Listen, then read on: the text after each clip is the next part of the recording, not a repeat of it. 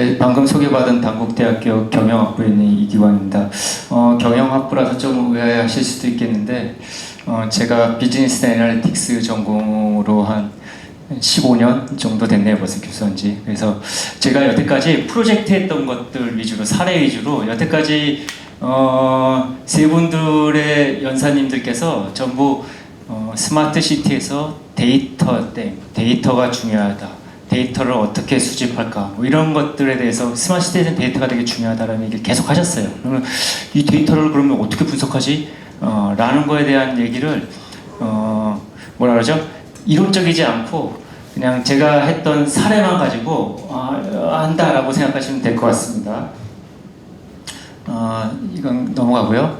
그래서 보시면 일단 여러분들 데이터를 분석한다라고 하는 거는 어떻게 보면 이런 어떤 루프를 돌립니다, 계속. 그러니까 여러분들은 뭐 데이터 분석 AI 하면 가운데 것만 생각을 하시죠.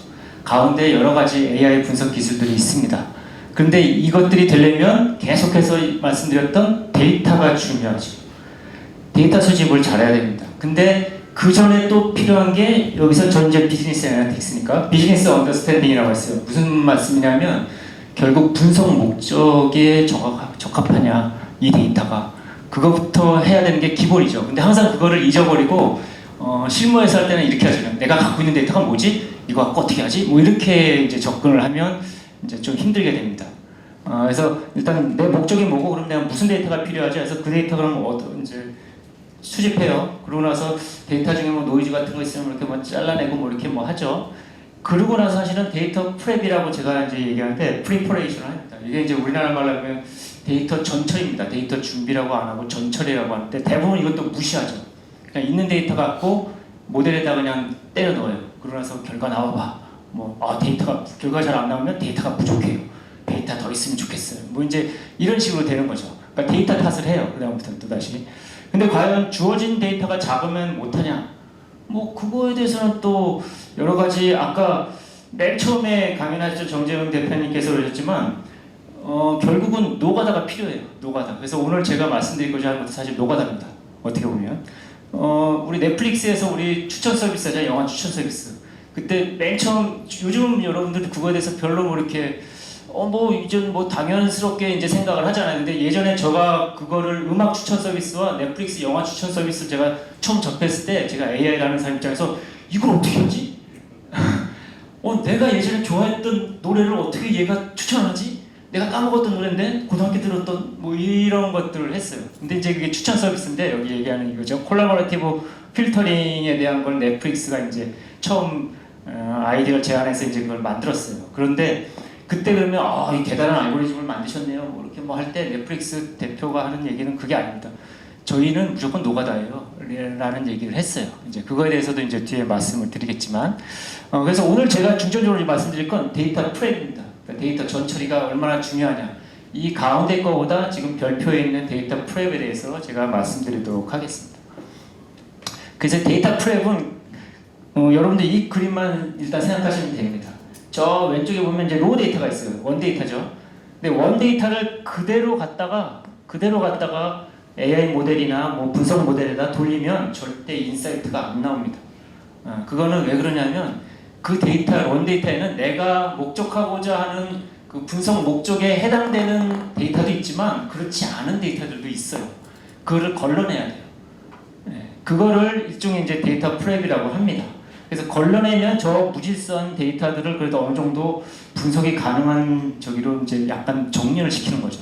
근데 이제 걸러낸다고 제가 말씀드렸지만 걸러내기도 하지만 또 이 데이터를 어떻게 변환을 하기도 해요. 분석에 맞게 또는 분석 모델에 맞게. 이제 그 개념이 제일 중요하고요. 그래서 이 데이터 전처리는 사실 데이터 분석하는 사람들 입장에서는 가장 지난한 작업이에요. 여기도 나왔지만 데이터 클리닝하고 이 오거나이징, 데이터를 저렇게 구조화하는 작업이 전체 저기에 60%, 저보다 19% 하면 거의 80%죠. 그러니까 데이터 분석은 20%뿐이 안 돼요. 이 전체 프로젝트 기간 중에. 그럼 나머지 80%는 노가다를 하는 겁니다. 노가다. 그래서 노가다를 어떻게 하면 좋겠느냐라는 거에 대해서 한번 말씀을 드리겠습니다. 그래서 맨 처음 사례는 데이터 전처리를 안 했을 때 얘기입니다. 문제점이죠, 일종의. 제가 이걸 가지고 사실은 이제 스마트 시티니까 미세먼지도 어느 정도 관련이 있죠. 그래서 미세먼지 관련해서 모 기업이 기상청으로부터 꽤 많은 돈을 받고 분석한 결과 보고서를 제가 받고 충격을 받았어요. 근데 이제 이게 그겁니다. 그래서 보시면 이게 3개월짜리 데이터 과제라서 아마 많이 저기 데이터를 많이 얻지는 않았을 거예요. 이게 지금 테이블 3개가 1주, 2주, 3주라고 생각하시면 돼요. 근데 1주, 2주, 3주 동안 트위터에서의 그 사람들이 미세먼지에 관련된 얘기들을 막 올렸을 거예요. 이게 옛날에서 트위터예요. 2014년도인가 그랬을 거예요. 그러니까 막 빅데이터가 막 처음 막 저기 할 때죠. 그래서 그때 트윗 데이터는 API로 다 받아낼 수 있었어요. 크롤링이 가능했어요. 요즘 인스타 이런 건 다 안 되게 막아놨죠.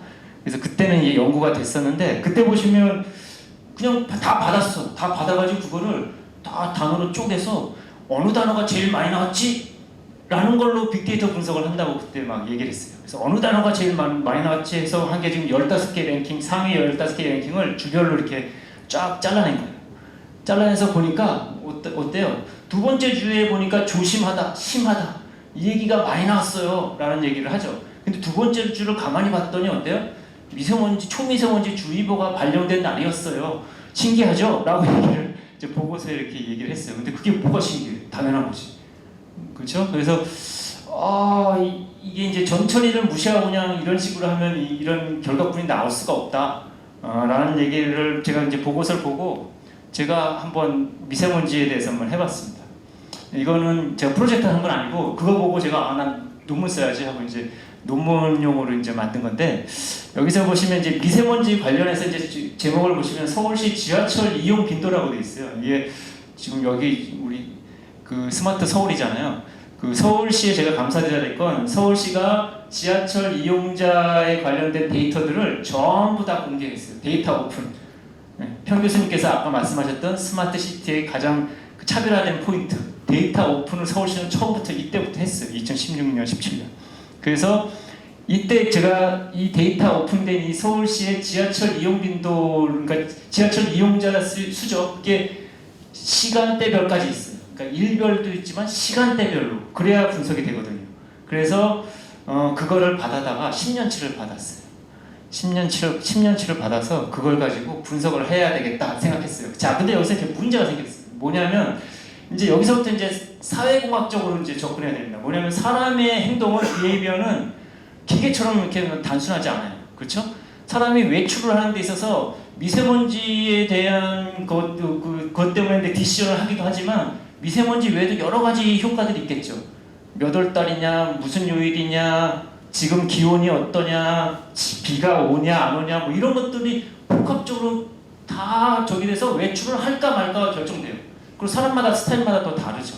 그러니까 이거는 뭐 하면 툭 집어넣으면 툭 나오는 그런 뭐 마법의 저기는 할 수가 없어요. 사회과학은 거의 그렇습니다. 제가 공학 박사를 받고 경영학과에 와서 가장 처음에 부딪혔던 난제가 그겁니다. 그러니까 사람을 연구하려고 하니까 기계를 연구하다가 사람을 연구하려다 보니까 너무 다양해요. 이거 어떻게 분석하지? 이렇게 다른데? 라고 저기를 했어요. 그래서 일단은 그럼 이제 데이터 전처리에 대해서 말씀드리면 결국은 내가 원하는 거는 미세먼지 효과잖아요. 외출할 때. 그렇죠? 외출. 참 그리고 한 가지 이거는 또 말씀드려야 되는데 제가 이거를 이제 외국 저널에 이 결과를 낼 때 꽤 많은 저널에서 비트를 놨어요. 처음부터. 그 중에 하나가 뭐냐면 아니 지하철 이용자 수가 외출하고 진짜 그렇게 관계가 되는 거 맞아? 시작부터 틀렸잖아 라고 뭐 얘기를 하니까 근데 이제 그 외국인들은 모르죠. 예, 서울시는요 자가용으로 출퇴근하는 사람 거의 없어요. 뭐 이렇게 막 얘기를 하고 어쩌고 해도 데이터를 내놔라. 그런 근거는 뭐냐?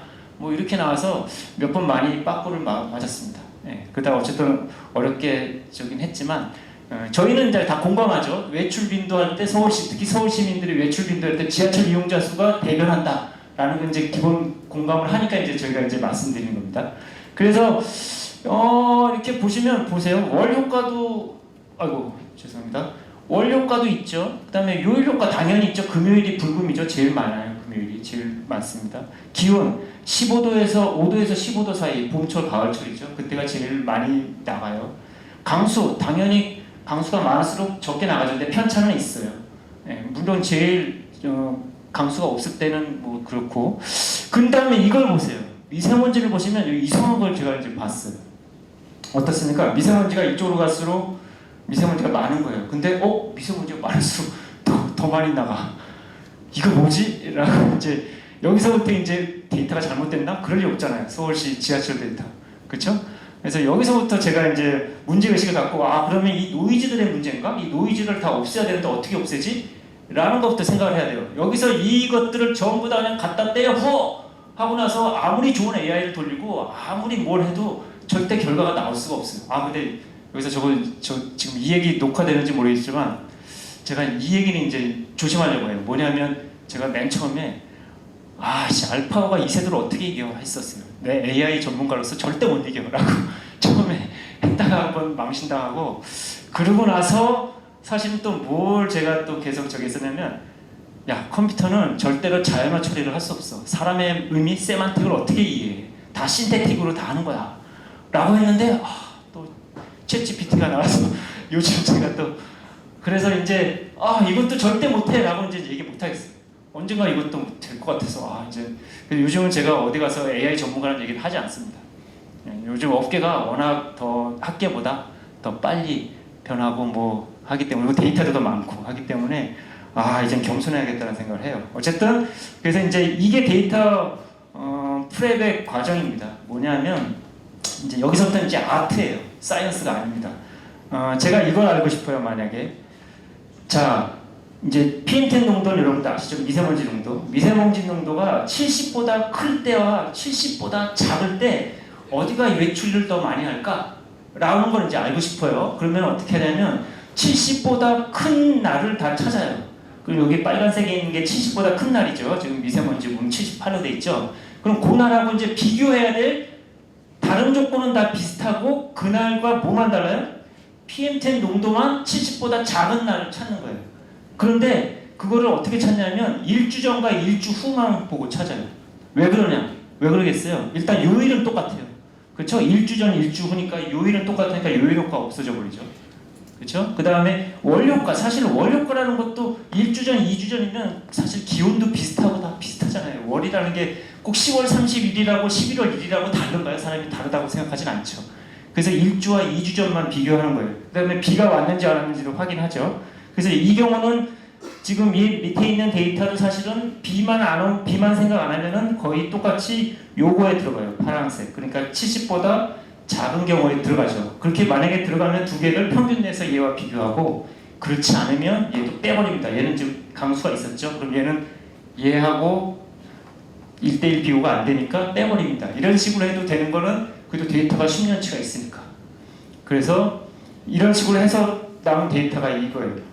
그래프를 여러분들이 보시면 아까 말씀드렸던 70이라고 하면 이거죠. 여기요. 70이죠. 70에서 보시면 70을 기준으로 70보다 큰 날, 70보다 큰 날이 빨간색이에요.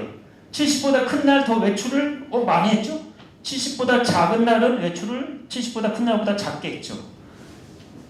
이거를 보시면 서울 시민들이 언제 디시전을 하면 90보다 큰 날부터 어때요?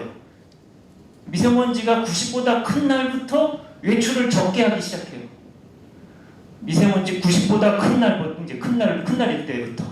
그렇죠? 그래서 근데 여기서 이제 제가 생각을 한 건 90이면 여러분들 무지하게 높잖아요. 요즘 무지하게 높다고 생각했죠.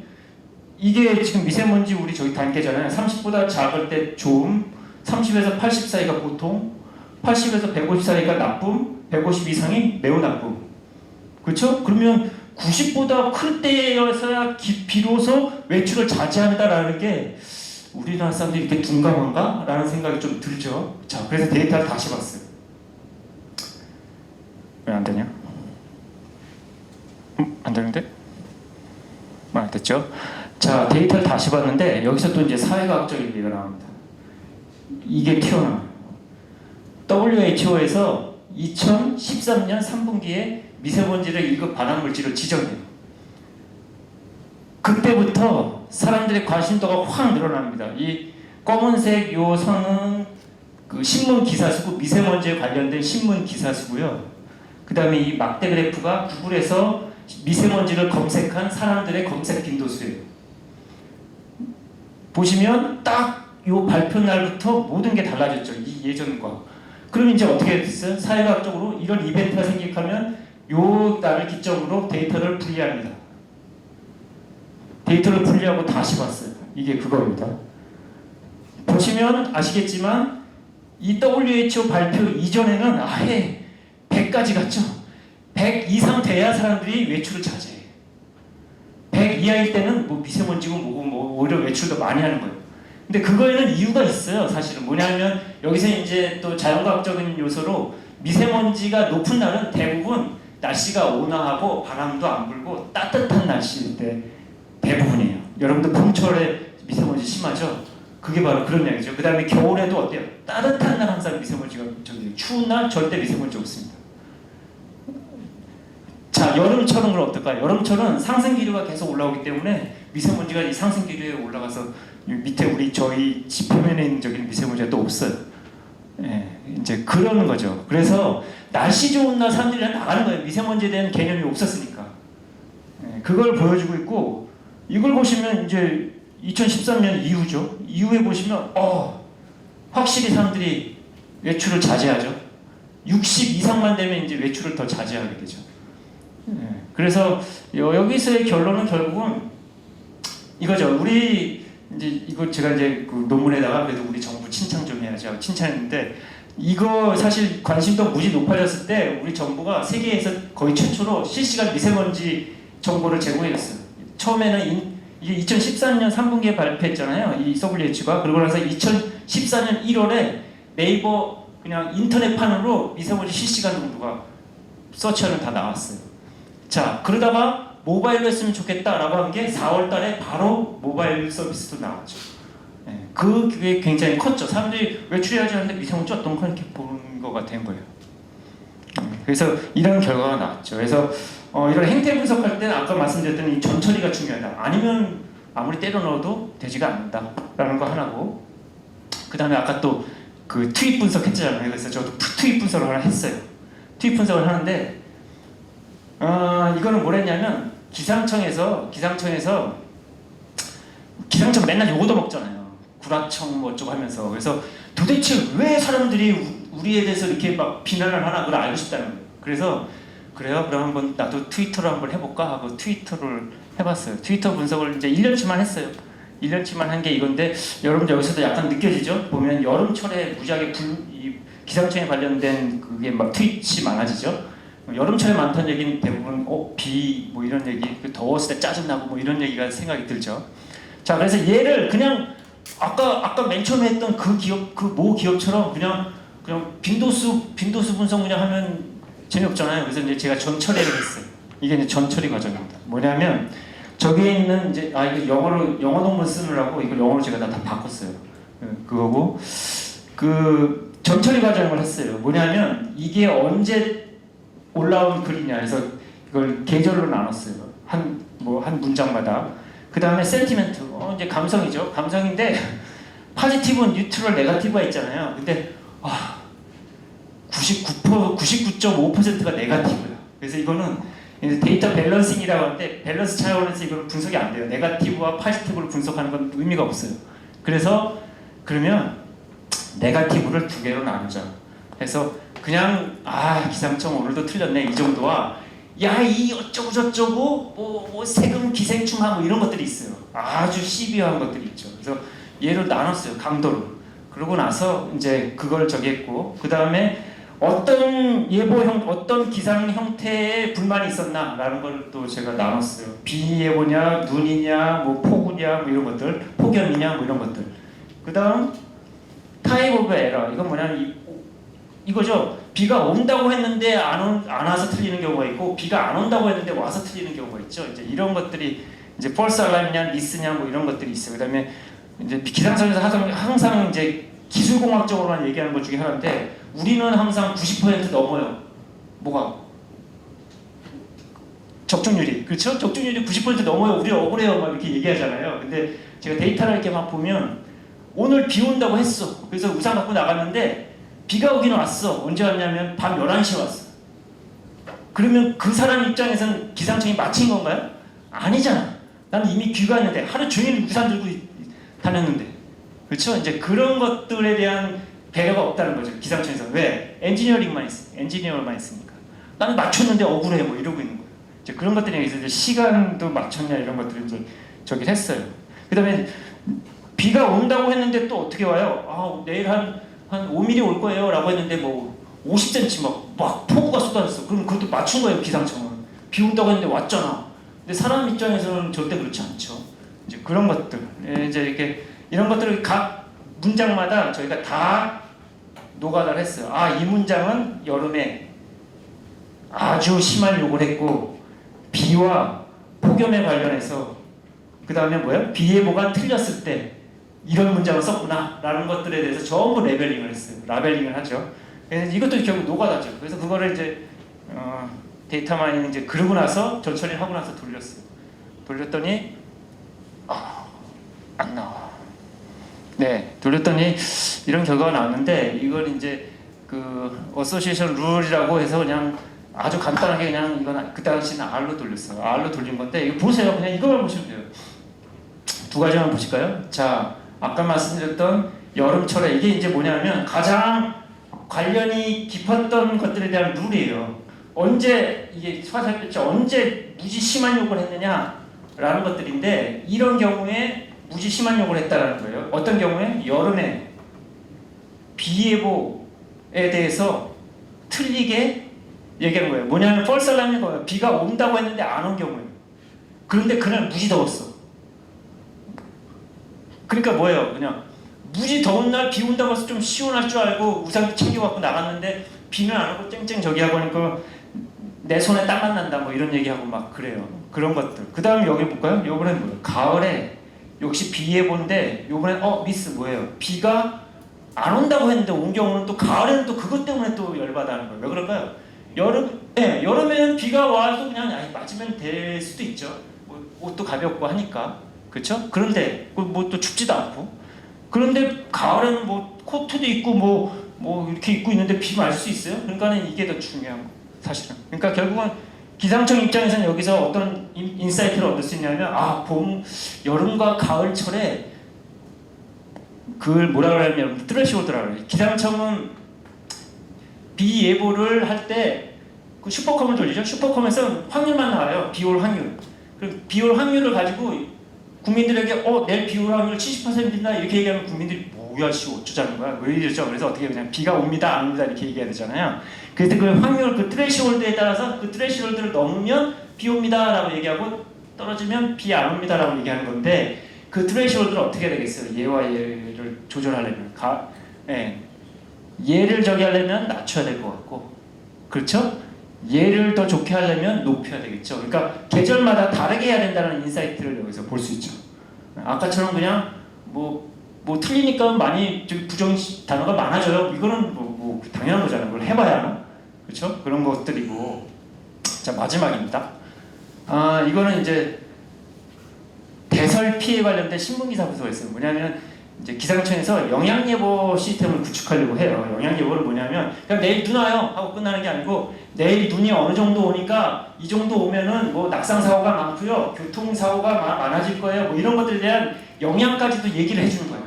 그러려면 어떻게 해야 돼요? 과거 데이터로부터 어때요? 이 정도 눈이 오면 이런 사고들이 많았구나라는 걸 알아야 되잖아요. 근데 그거에 대한 데이터가 없어요. 이제 행안부에 있는 그 재해연보 뭐 이런 것뿐이 없는데 그 재해연보는 굉장히 앱스트랙션이 높아져가지고 그냥 월 단위로 나와요. 그래서 이거를 언제 눈이 왔는데 이렇다라는 얘기는 할 수가 없어요. 자, 그래서 제가 이제 아이디어를 낸 게 신문 기사는 다 살아있잖아요. 신문 기사 뭐 크롤링해서 신문 기사 보죠. 거기 사건 사고 막 나오잖아요. 그래서 신문 기사를 10년치를 전부 다 폭설 관련된 뉴스, 대설, 폭설 이렇게 키워드 되는 거 전부 크롤링 있어요. 그랬더니 한 2만 개 크롤링이 되더라고요. 2만 개 크롤링이 됐고, 자 그럼 여기서 또 이거 갖고 그럼 다시 분석하면 안 된다는 거죠. 전처리 해야 돼요. 무슨 소리냐면 기본적으로 이 2만 개가 전부 폭설 관련된 대선 관련된 뉴스 기사 절대 그렇지 않아요. 빅뱅 입대설 이런 게 너무 많이 나와. 뭐 탤런트 누구누구씨 조폭설 이런 게 너무 많이 나와. 그래서 그런 것들을 다 제거해야 돼. 다 제거하고 그 다음에 또 그래도 또 이제 여기서 또 뭘 해야 되냐면 제거하니까 놀라지 마십시오 여러분들. 2만 개 중에 3,300개만 남았어요. 이제 그렇게 됐고 그래서 그거에서 또 그럼 끝나냐? 이제 피해를 분류해야 되잖아요. 피해 분류하려면 또 뭐에 대한 피해냐라는 것들을 또 분류해야 되죠. 뭐 이런 것들 이제 이런 것들에 대해서도 다 결국은 일단은 클래시피케이션 하고 뭐 해서 다 전처리를 해야 돼요. 그래서 이런 것들을 이건 한 3년 과제한 건데 이 3년 과제하는 동안 1년 반을 전처리만 했어요. 그러고 나서 분석은 사실 반년 한 것 같아요. 그 다음에 보고서 쓰고 그렇게 한 것 같고 이 3년 과제 덕분에 제가 저희 아들을 3년 동안 그래도 학원을 잘 보냈어요.